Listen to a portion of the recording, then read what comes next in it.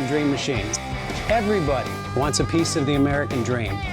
American Dream Machines is rock and roll and beautiful cars. It was Hendrix, born to be wild, and heavy metal thunder.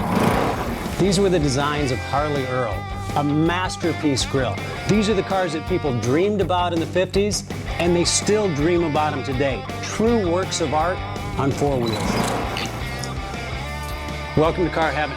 The quality of our cars every year gets better and better, and this 4,000 square foot studio tells no lies. American Dream Machines was inspired by the fire-breathing big block designs of Duntop and Bill Mitchell. These were the baddest cars in 1967. It's not all about the numbers. If we can get 500, 600, 700 horsepower in one of these street beasts, it's a whole lot of fun. At American Dream Machines, we've purchased thousands of cars over the years, and we've learned the hard way. We had to fix them. Our mechanics and restoration staff here are the dream team, and they get 200 cars a year ready for our customers. Yes, I love that. American Dream Machines opened our doors in 2003. We've sold thousands of cars all over the country and all over the world.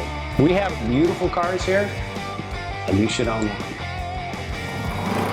So you want to drive the Buick in the back?